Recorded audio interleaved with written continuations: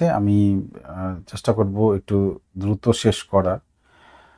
Make WH question. WH বলা হয় কেন? এই যে হু ডাব্লিউএইচ দিয়ে শুরু, হোয়ার, হোয়েন, হোয়াট, হাউ, এটা যদি ডাব্লিউ নাই তারপরে ডাব্লিউএইচ ওয়ার্ড ধরা হয়। এইগুলো দিয়ে এই প্রশ্নগুলো করতে হবে। তো এখানে বেসিকটা হলো যে ওই ডাব্লিউএইচ এর পরে সাধারণত হু ছাড়া আর কি একটা সাহায্যকারী ভার্ব থাকে। সাহায্যকারী ভার্বটা বাক্য থেকে নেব এবং যেটা আন্ডারলাইন করা আছে উত্তরটা যাতে সেটা হয়, অর্থাৎ প্রশ্নেও কিন্তু উত্তর থাকবে না। যেমন ইয়েস্টারডে বলেছে সময়, ইয়েস্টারডে তো সময়, তাহলে হোয়েন দিয়ে এই প্রশ্নটা করতে হবে। আগে এখান থেকে বাছাই করলাম হোয়েন দিয়ে, তাহলে আমরা এটা লিখে ফেলি যে হোয়েন, হোয়েন আগে লিখে ফেলি। এগুলো কিন্তু প্রথমে বসে, ডাব্লিউএইচ ওয়ার্ডগুলো প্রথমে বসে প্রশ্নের, এটা একটা সুবিধা। তাহলে হোয়েন, সাগর ওয়েন্ট, এটা পাস্ট ইনডিফিনিট, তাহলে ডিড আসবে এখানে পাস্ট। এই যে ওয়েন্ট, ওয়েন্ট গো থাকলে কিন্তু ডিড আসতো না, টু বা ডাজ আসতো। তো যাই হোক এইখানে ওয়েন্ট, তাহলে হোয়েন ডিড, এই ভার্বের পাস্ট ফর্ম দেখে সিদ্ধান্ত নিতে হবে। When did Sagar, when did Sagar, এবার গো হয়ে যাবে, go to the park. When did Sagar go to the park, go to the park. When did Sagar go to the park. হ্যাঁ, তাহলে এই যে গ্রামাটিক্যাল ডিড না লিখলে কিংবা যে এই ওয়েন্ট গো না লিখলে কিন্তু ভুল হয়ে যাবে, বাক্য মার্কস কাটা যাবে। এবং প্রথমে বড় হাতের না লিখলেও মার্কস কাটা যাবে এবং শেষে যদি আমি প্রশ্নবোধক চিহ্ন না দিই তাহলেও মার্কস কাটা যাবে। এটা আমরা একটু খেয়াল রাখবো। দি ডে ওয়াজ বিউটিফুল, সুন্দর, সুন্দর। কি দিয়ে প্রশ্ন করলে, হাউ, হাউ মানে কেমন, কত, কিভাবে, কেমন, হাউ দিয়ে প্রশ্ন করলে এই বিউটিফুল উত্তরটা পাওয়া যায়। তাহলে এখানে হাউটা বাছাই করব, হাউ, হাউ। তাহলে how was the day, how was the day, beautiful তো আর প্রশ্নে থাকবে না। হাউ ওয়াজ দ্য ডে, আমি একটু লিখে ফেলি, how was the day, how was the day. তাহলে প্রথমে বড় হাতের ক্যাপিটাল, এগুলো ক্যাপিটাল লেটার, এগুলো ঠিক না থাকলে কিন্তু মার্কস কাটা যাবে, আমি আগে বলে দিলাম। শেষে তো অবশ্যই প্রশ্নবোধক চিহ্ন দিতে হবে।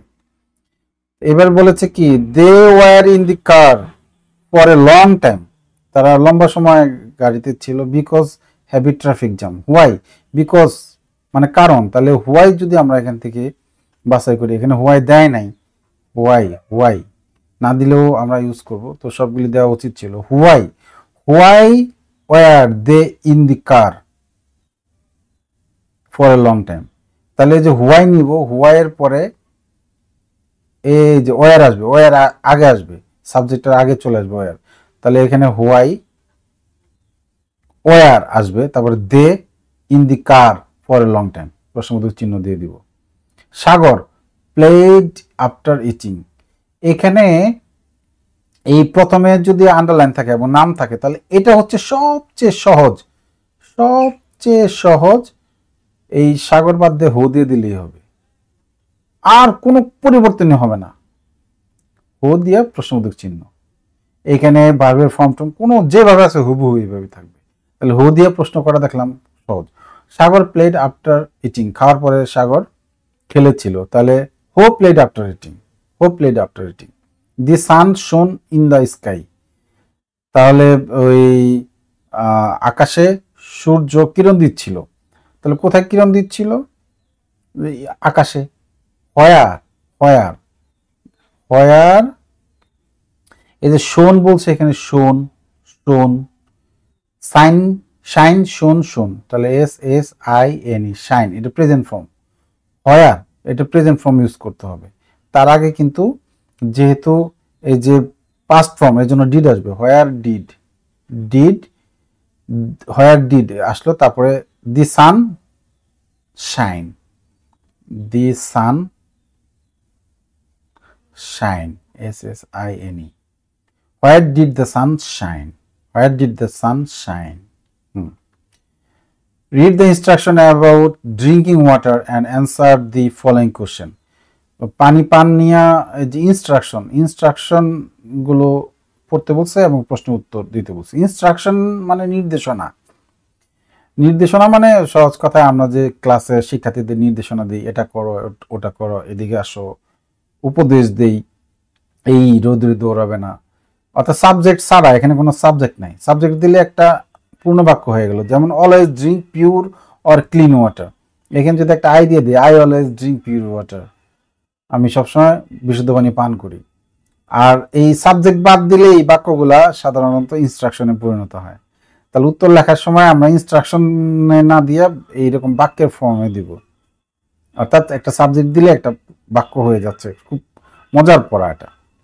তাহলে আমরা দেখি ইনস্ট্রাকশনগুলো আগে পড়ি। Always drink pure or clean water, সবসময় বিশুদ্ধ পানি এবং পরিষ্কার পানি পান করো। Take a glass of water just after getting up, ওঠার পরে এক গ্লাস পানি খাও। Take a bottle of clean water in your school bag, school ব্যাগে পরিষ্কার এক বোতল পানি নাও।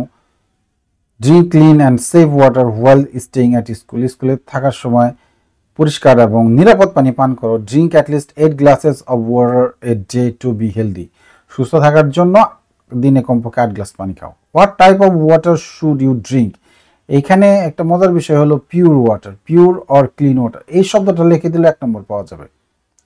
আর যদি বড় করে কেউ লিখতে চাও, আই শুড, এই যে ইউ শুড, ইউ বলছে এখানে আই, তারপর I should drink pure or clean water, এটা পূর্ণ বাক্য লিখে দিলে এইভাবে লিখে দিবে। আর যদি সংক্ষেপে পিওর অর ক্লিন ওয়াটার লিখে দাও তাহলে 1 নম্বর পাবে।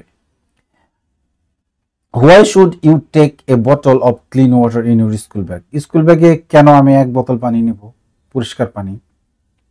এটার উত্তর আমি কয়েকভাবে দিতে পারি, যে স্কুলে এই ক্লিন ওয়াটার, স্কুলে ক্লিন ওয়াটার নেই, এর জন্য। Take a bottle of clean water in your school bag, আমার রাস্তায় খাওয়ার দরকার হতে পারে, স্কুলে তো ক্লিন ওয়াটার হয়তো সেফ ওয়াটার থাকতে পারে, ঠিক আছে। হ্যাঁ, তাহলে এটার উত্তরটা এখানে হুবহু নাই, এটা বানিয়ে দিতে হবে বি নম্বরে। আমি কি বানাবো? Why should you take a bottle clean water in your school bag, school bag, school bag দিয়ে আমি কেন ক্লিন এবং পরিষ্কার পানি নেব? আচ্ছা আচ্ছা, এটা সহজ করে উত্তর দিয়ে দিই, পান করার জন্য, পানি পান করার জন্য, বা পানি পান করার জন্য, এত পেঁচাপেচির কোনো দরকার নাই। তাহলে আমি এই উত্তরটা দিয়ে দিচ্ছি কি, যে আই শুড, এই যেখানে I should take a bottle of clean water in my, এটা মাই দিয়ে দিব, my school bag to drink water, to drink, to drink, DRINK, drink water when necessary, যখন প্রয়োজন হবে তখনই খেতে পারবো আর কি। নেসেসারি, হোয়েন নিড, নিড দিয়ে দিচ্ছি, যখন প্রয়োজন তখনই খেতে পারবো। তো যাই হোক, তো ড্রিঙ্ক ওয়াটার এ পর্যন্ত দিলেও হবে বাক্য। How do you drink clean water to be healthy, তুমি কিভাবে সুস্থ থাকার জন্য পরিষ্কার পানি খাবে? How do you. তাহলে এই যে আমরা এই 3টা বাক্য দেওয়ার চেষ্টা করব, এই যে এই তিনটা বাক্য দিব। অবশ্যই প্রথমে আই দিয়ে দিব, আর এখানে যে ক্যাপিটাল লেটারগুলো আছে এগুলি স্মল লেটার দিয়ে দিব, তাহলেই হয়ে গেল। অনেক সহজ। দেখো বাক্যগুলো কাভার করে কিনা। I take a bottle of clean water in my school bag, আমি আমার স্কুল ব্যাগে, এখানে শুধু মাই দিয়ে দিবা, এক বোতল পানি নিব। I drink clean water and safe water while staying at school, স্কুলে থাকার সময় আমি পরিষ্কার এবং নিরাপদ পানি পান করব। আই ড্রিঙ্ক, শুধু আই দিয়ে বাক্য কমপ্লিট করে দিবে। তাহলে কিন্তু এখানে এই সাধারণত সিতে 3 থাকে, 3 নম্বর পেয়ে যাবা। তাহলে fill in the gaps by writing the same so that the story can make sense, use AM PM, অর্থাৎ রিডিং পড়ে বুঝতে পারলে AM দুপুর 12টার আগ পর্যন্ত AM, দুপুর 12টার পর থেকে রাত 12টা পর্যন্ত PM ব্যবহার করব আমরা। তাহলে রিডিং পড়ে বুঝতে হবে যে বাক্যটা কি সকালে হয়েছে না বিকেলে হয়েছে। তাহলে AM PM আমরা ইচ্ছা মতো টাইম দিতে পারবো। I am A students of class 4, I get up, আমি তো ঘুম থেকে উঠি তো সকালে, এখানে PM দিলে কিন্তু ভুল হয়ে যাবে। তাহলে 6 AM দিয়ে দিচ্ছি আমরা। অ্যান্সার টু দি কোশ্চেন নং 11 ABCD নিচে লিখে শুধু টাইম লিখে দিলেই হয়ে যাবে। এখানে ফুল একটা ডট দিছে। আই হ্যাভ ব্রেকফাস্ট, আমি নাস্তা খাই কখন? 8 AM দিয়ে দিচ্ছি। স্টার্ট স্কুল অ্যাট 8:30, 8:30 স্কুলের জন্য AM। আই রিটার্ন হোম, আমি তো ফিরি কিন্তু বিকেলে 4:30 PM, 4টায় ছুটি, 4:30 বাড়িতে ফিরি। I go to field to play, মাঠে খেলতে যাই, এটা কিন্তু PM হবে, 5 PM, 5টায় খেলতে যাই। তাহলে বাক্য পড়ে বুঝলে AM PMটা দেওয়া যাবে। তাহলে দুপুর 12টার পরে যে 4:30 এবং 5টায় দুইটা কাজ, এটা PM। আর নাস্তা খাওয়া, স্কুলের জন্য রেডি হওয়া, এটা সকালের কাজ, এর জন্য AM। আচ্ছা, AM PM অনেকের মনে থাকে না। দেখো AM প্রথমে আছে, এটা সকাল, PM পরে আছে, এটা বিকাল। এই কৌশলে মনে রাখতে পারি। আর একটা কৌশল মনে রাখার আছে, দেখো M তো দুটাতেই আছে, M দেখে তার বোঝা যাচ্ছে না। A আর P, A হচ্ছে ইংরেজি লেটারের প্রথম অ্যালফাবেট, প্রথম লেটার, প্রথম বর্ণ, ইংরেজি অ্যালফাবেটের প্রথম লেটার। তাহলে A প্রথমে, অর্থাৎ দিনের প্রথম ভাগে A, পরের ভাগে P, AP। এভাবে তোমরা কৌশলে মনে রাখবে। তাহলে 12 নম্বর, rearrange the words in the correct order to make meaningful sentence. এটা সাজালে একটা অর্থবোধক বাক্য হবে। সেন্টেন্স মানে বাক্য। দেখো A নম্বরে আমি সাজাই, এই যে দে, এই যে দে, তারা, সাবজেক্ট, এগুলো প্রথমে বসে। দে এট মানে খেয়েছিল, they ate fruits and sandwich, তারা ফল এবং স্যান্ডউইচ খেয়েছিল। They ate fruits, FRUIT, fruit, and sandwich, SANDWICHES, sandwich. এখন শিক্ষার্থীরা শেষে অবশ্যই ফুল স্টপ ইউজ করবো, ফুল স্টপ থাকলে ফুল স্টপ, এবং প্রথমে ক্যাপিটাল হবে, প্রথমে ক্যাপিটাল লেটার, বাক্যের শুরুতে ক্যাপিটাল লেটার দিয়ে শুরু হয়। এবং এবং যারা অনেক স্টুডেন্ট, কিছু স্টুডেন্ট, অনেক না, কিছু স্টুডেন্ট কিন্তু এখানে এই কমাগুলি দেয়। কমাগুলি দিলে কিন্তু মারাত্মক ভুল হয়ে যাবে। বাক্যে কি শব্দগুলো কমা কমা দিয়ে সাজানো থাকে, এখানে আলাদা করার জন্য কমা দিয়েছে। আমরা এখানে কোশ্চিন কালেও কমা, এরকম এরকম কমা দিব না, সাবধান, বি কেয়ারফুল। এখানে কিন্তু আমরা কমা দিব না।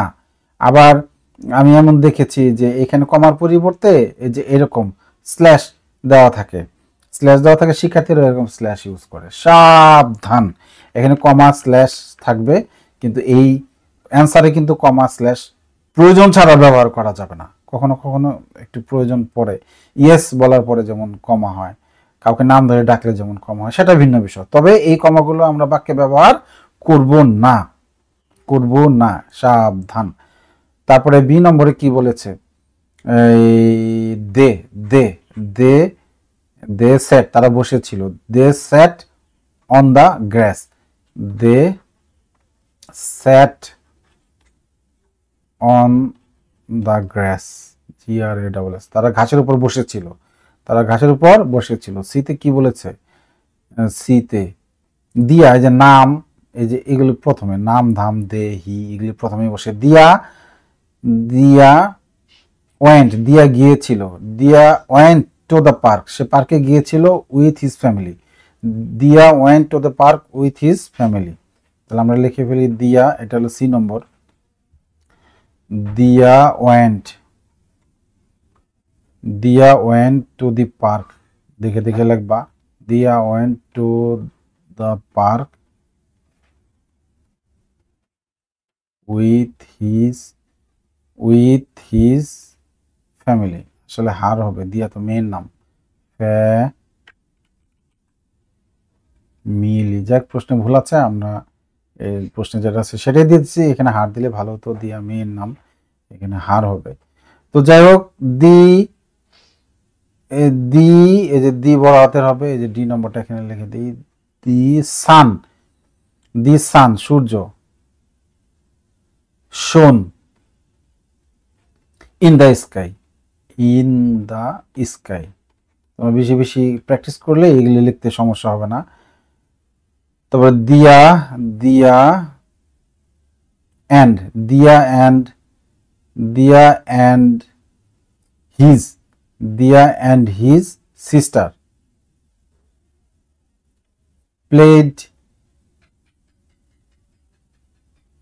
Played with Dia and his sister played with brother. Dia and his sister, এই যে দিয়া অ্যান্ড হিজ সিস্টার, দিয়া এবং তার বোন, প্লেড খেলেছিল, উইথ উইথ ব্রাদার তার ভাইয়ের সাথে, উইথ ব্রাদার ভাইয়ের সাথে খেলেছিল। তাহলে সাপোজ এবারে যে ফর্ম পূরণে কিন্তু শিক্ষার্থীরা যে কমন ভুল করে নিজের নাম, মায়ের নাম, বাবার নাম দিয়ে দেয়, কিন্তু প্রশ্নের যে নাম দেওয়া যদি থাকে তাহলে সেই নাম ইউজ করতে হবে। নিজের নাম, মায়ের নাম, বাবার নাম, জন্ম তারিখ এগুলি ব্যবহার করা যাবে না। যদি প্রশ্নে দেওয়া থাকে তাহলে প্রশ্নেরটি, দেওয়া না থাকলে নিজেরটি। তাহলে আমি আবার বলছি, যদি প্রশ্নে দেওয়া থাকে তাহলে প্রশ্নেরগুলো দিয়ে ভরতে হবে, আর দেওয়া না থাকলে নিজের নাম ঠিকানা দিয়ে ভরতে হবে। তাহলে এখানে নাম, নাম সাপোজ ইউর নয়ন, তাহলে এখানে হবে নয়ন। তাহলে ফর্মটা প্রথমে লিখবো, ABCD দিয়ে এই লিখে দিলে হবে। তো ফর্ম তো এখানে এইটুক তুলে তারপরে লিখলে ভালো হয়। এটা ফর্ম, এইটুক আগে তুলবা, তারপরে এখানে লিখবো Nayan. Father's name Mister Hasan, MRSASAN, Hasan, Mister Hasan. তারপরে মাদার্স নেম দেওয়া আছে মিস্টার হাসান, মাদার্স ময়না, ময়না আক্তার, ময়না আক্তার, হ্যাঁ। Class, you read in class 4, তাহলে 4। ডেট অফ বার্থ কি দেওয়া আছে? এই যে দেওয়া আছে 1 জানুয়ারি 2013, তাহলে 1 জানুয়ারি,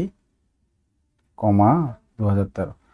তাহলে আজকে এ পর্যন্তই ছিল। আমরা